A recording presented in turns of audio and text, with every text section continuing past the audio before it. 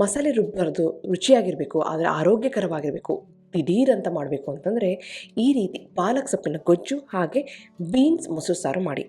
Excellent combo recipe. ಯಾರು ಬೇಕಾದರೂ ಸುಲಭವಾಗಿ ಮಾಡ್ಬೋದು. ಇದನ್ನು ರುಚಿಯಾಗಿ ಹದವಾಗಿ ಮಾಡೋದು ಹೇಗೆ ಅಂತ ನೋಡೋಣ. ನಾನು ಆಶಾ, ನಿಮಗೆಲ್ಲರಿಗೂ ಅಡುಗೆ ಸಾಧನಕ್ಕೆ ಸ್ವಾಗತ.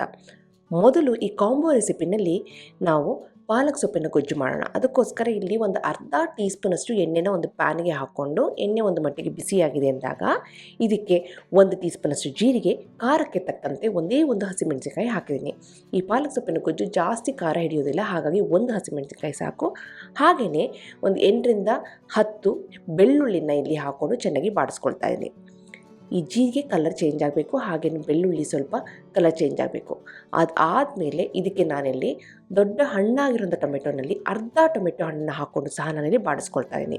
ಈ ಗೊಜ್ಜಿಗೆ ಬೇಕಾಗಿರೋದು ಇಷ್ಟೇ ಸಾಮಗ್ರಿ. ಇದಾದಮೇಲೆ ನಾವು ಪಾಲಕ್ ಸೊಪ್ಪನ್ನೇ ಹಾಕೋದು. ಎಲ್ಲ ಸೊಪ್ಪುಗಳಿಗಿಂತಲೂ ಕ್ಲೀನ್ ಮಾಡೋದಲ್ಲಿ ಪಾಲಕ್ ಸೊಪ್ಪು ತುಂಬ ಸುಲಭ. ಯಾರು ಬೇಕಾದರೂ ಪಾಲಕ್ ಸೊಪ್ಪನ್ನು ತೊಗೊಂಡು ನಾವು ಉಪಯೋಗಿಸ್ಕೋಬಹುದು. ಈಗ ಪಾಲಕ್ ಸೊಪ್ಪನ್ನು ಚೆನ್ನಾಗಿ ಸೋಸಿಬಿಟ್ಟು ತೊಳೆದ್ಬಿಟ್ಟು ನೀರೆಲ್ಲ ಹೋದ್ಮೇಲೆ ಕ್ಲೀನಾಗಿರೋಂಥ ಪಾಲಕ್ ಸೊಪ್ಪನ್ನು ಈ ಪ್ಯಾನಿಗೆ ಹಾಕ್ಕೊಂಡು ಬಾಡಿಸ್ಕೊಳ್ತಾ ಇದ್ದೀನಿ. ಸುಮಾರು 1 ದೊಡ್ಡ ಕಟ್ಟಿನಷ್ಟು ಪಾಲಕ್ ಸೊಪ್ಪನ್ನು ತೊಗೊಂಡಿದ್ದೀನಿ. ಈಗ ಪಾಲಕ್ ಸೊಪ್ಪನ್ನು ಸಹ ಲೋ ಫ್ಲೇಮಲ್ಲಿ ಬಾಡಿಸ್ಕೊಳ್ತಾ ಇದ್ದೀನಿ. ನೋಡ್ತಾ ನೋಡ್ತಾ ಈ ಸೊಪ್ಪು ಚೆನ್ನಾಗಿ ಸುಂಡು ಹೋಗ್ಬಿಡುತ್ತೆ. ಈಗ ನೋಡಿದರೆ ಅಷ್ಟು ಸೊಪ್ಪು ನೋಡಿದರೆ ಇಲ್ಲಿ ಒಂದೇ ಒಂದು ಹಿಡಿಯಷ್ಟು ಸೊಪ್ಪಾಗಿದೆ. ಇವಾಗ ನಾವು ಲಾಸ್ಟಿಗೆ ಏನು ಮಾಡಬೇಕು ಅಂತಂದರೆ 1 ಹಿಡಿಯಷ್ಟು ಕೊತ್ತಂಬರಿ ಎಲೆನ ನಾನಿಲ್ಲಿ ಸೇರಿಸ್ತಾ ಇದ್ದೀನಿ. ಬರೀ ಪಾಲಕ್ ಸೊಪ್ಪನ್ನು ಹಾಕಿದರೆ ರುಚಿ ಅಷ್ಟು ಚೆನ್ನಾಗಿ ಬರೋದಿಲ್ಲ. ಟೇಸ್ಟ್ನ ಬ್ಯಾಲೆನ್ಸ್ ಮಾಡೋದಕ್ಕೆ ಅಂತ ಫ್ರೆಶ್ ಆಗಿರೋಂಥ ಕೊತ್ತಂಬರಿ ಎಲೆನ ಹಾಕಿಬಿಟ್ಟು ಲೈಟಾಗಿ ಬಾಡಿಸ್ಕೋಬೇಕು.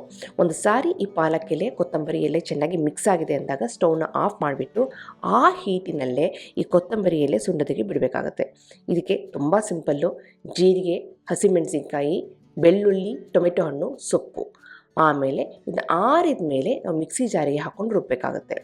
ಹಾಕೋಕ್ಕಿಂತ ಮುಂಚೆ ಉಪ್ಪನ್ನು ಹಾಕಿ ಮೊದಲೇ ಉಪ್ಪು ಹಾಕಿಬಿಟ್ರೆ ಸೊಪ್ಪು ಚೆನ್ನಾಗಿ ನೀರು ಬಿಟ್ಕೊಬಿಡುತ್ತೆ, ಗೊಜ್ಜು ನೀರಾಗಿ ಹೋಗ್ಬಿಡುತ್ತೆ. ಹಾಗಾಗಿ ರುಬ್ಬಬೇಕಾದ್ರೆ ಉಪ್ಪನ್ನು ಹಾಕ್ಕೊಂಡು ರುಬ್ಕೋಬೇಕಾಗುತ್ತೆ. ಇವತ್ತು ನಾನು ಈ ಸೊಪ್ಪಿನ ಗೊಜ್ಜನ್ನು ರುಬ್ಬೋದಕ್ಕೆ ಅಗಾರೋ ಬ್ಲೆಂಡರ್ನ ಉಪಯೋಗಿಸ್ಕೊಳ್ತಾ ಇದ್ದೀನಿ. ನೈಸಾಗಿ ರುಬ್ಬಿದ್ದೀನಿ, ನೀರನ್ನ ಸೇರಿಸಿಲ್ಲ. ಆ ಸೊಪ್ಪಿನಲ್ಲಿರುವಂಥ ನೀರಿನಂಶನೇ ಸಾಕು. ಇವಾಗ ನೋಡಿದರೆ ಆರೋಗ್ಯಕರವಾದಂಥ ಸೊಪ್ಪಿನ ಗೊಜ್ಜು ರೆಡಿಯಾಗಿದೆ. ನೆಕ್ಸ್ಟ್ ಇದಕ್ಕೆ ನಾವು ಬೀನ್ಸ್ ಮೊಸರು ಸಾರು ಮಾಡೋಣ. ಅದಕ್ಕೋಸ್ಕರ ಇಲ್ಲಿ 1 ಟೀ ಸ್ಪೂನಷ್ಟು ಎಣ್ಣೆನ ಈ ಬಾಣಲಿಗೆ ಹಾಕ್ಕೊಂಡು ಬಿಸಿ ಆದಮೇಲೆ ಒಂದು ಅರ್ಧ ಟೀ ಸ್ಪೂನಷ್ಟು ಸಾಸಿವೆ ಹಾಕ್ತಾಯಿದ್ದೀನಿ.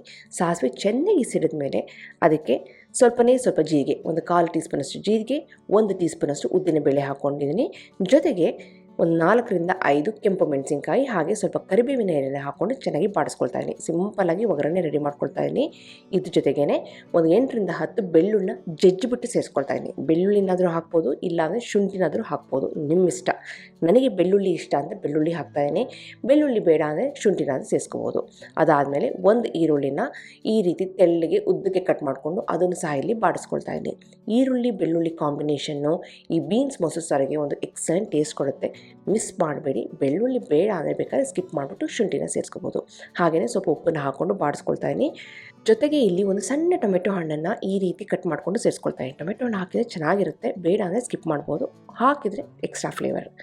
ಅದೆಲ್ಲ ಬಾಡಿದೆ ಅಂದಾಗ ಇಲ್ಲಿ ನಾನು ಒಂದು 7ರಿಂದ 10 ಬೀನ್ಸನ್ನು ಈ ರೀತಿ ಕಟ್ ಮಾಡಿಕೊಂಡು ಮೊದಲೇ ಕುಕ್ಕರ್ನಲ್ಲಿ ಬೇಯಿಸ್ಕೊಂಡಿದ್ದೆ. ಯಾಕೆ ಕುಕ್ಕರ್ನಲ್ಲಿ ಬೇಯಿಸ್ಕೊಂಡಿದ್ದೆ ಅಂದರೆ ಟೈಮ್ ಜಾಸ್ತಿ ಹಿಡಿಯೋದಿಲ್ಲ ಈ ರೀತಿ ಬಾಡಿಸೋದಕ್ಕೆ ಅಂತ. ಬೇಡ ಕುಕ್ಕರ್ನಲ್ಲಿ ಬೇಯಿಸೋದು ಬೇಡ ಅಂತಂದರೆ ಡೈರೆಕ್ಟಾಗಿ ಬೀನ್ಸನ್ನು ಹಾಕಿಬಿಟ್ಟು ಸ್ವಲ್ಪ ನೀರನ್ನ ಹಾಕಿ ಮುಚ್ಚಿಬಿಟ್ಟು ಬೇಯಿಸ್ಬೋದು. ಈಗ ಬೇಯಿಸಿರೋಂಥ ಬೀನ್ಸನ್ನು ಸೇರಿಸಿದ್ದೀನಿ. ಜೊತೆಗೆ ಕೆಲವು ಪುಡಿಗಳನ್ನ ಸೇರಿಸ್ಬೇಕಾಗುತ್ತೆ. ಏನು ಇಂಥ ಪುಡಿಗಳೇನಿಲ್ಲ. ಖಾರಕ್ಕೆ ಕೆಂಪು ಖಾರದ ಪುಡಿ ಅರ್ಧ ಟೀ ಸ್ಪೂನಷ್ಟು, ಹಾಗೆಯೇ ಕಲ್ಲರಿಗೆ ಅಂತ ಅರಿಶಿನ ಪುಡಿ 1/4 ಟೀ ಸ್ಪೂನಷ್ಟು ಹಾಕಿ ಅದನ್ನು ಸಹ ಚೆನ್ನಾಗಿ ಮಿಕ್ಸ್ ಮಾಡ್ತಾಯಿದ್ದೀನಿ. ಬೀನ್ಸ್ನಲ್ಲಿ ಸ್ವಲ್ಪ ನೀರಿನಂಶ ಇರೋದ್ರಿಂದ ಈಗ ನಾವೇನು ಮಾಡಬೇಕಾಗುತ್ತೆ ಅಂದರೆ ಮುಚ್ಚಿಬಿಟ್ಟು ಇದನ್ನ ಬೇಯಿಸಬೇಕು. ಯಾಕೆ ಅಂದರೆ ಆ ಬೆಂದಿರೋಂಥ ಬೀನ್ಸಲ್ಲಿ ಉಪ್ಪು ಖಾರ ಎಲ್ಲ ಸೇರ್ಕೋಬೇಕಲ್ವ, ಹಾಗಾಗಿ ಒಂದು 2ರಿಂದ 3 ನಿಮಿಷ ಬೇಯಿಸಿದ್ರೆ ಸಾಕಷ್ಟೇ. ಈಗ ಎಲ್ಲ ಚೆನ್ನಾಗಿ ಹೊಂದ್ಕೊಂಡಾಗಿದೆ. ಇವಾಗ ನಾವೇನು ಮಾಡಬೇಕು, ಒಂದು ಸಾರಿ ಇದನ್ನ ಮಿಕ್ಸ್ ಮಾಡಿಬಿಟ್ಟು ಆರೋದಕ್ಕೆ ಬಿಡಬೇಕಾಗುತ್ತೆ. ಚೆನ್ನಾಗಿ ಆರಬೇಕು. ಆರಿದ ಮೇಲೆ ನಾವು ಇದಕ್ಕೆ ಮೊಸರು, ಗಟ್ಟಿ ಮೊಸರನ್ನ ಸೇರಿಸಿದ್ರೆ ಅದ್ಭುತವಾಗಿರುತ್ತೆ. ಬಿಸಿದಲ್ಲಿ ನಾವು ಮೊಸರನ್ನ ಸೇರಿಸಿದ್ರೆ ಮೊಸರು ಒಡೆದು ಹೋಗುತ್ತೆ. ಈಗ ಒಂದು ಮಟ್ಟಿಗೆ ಇದು ಆರಿದೆ.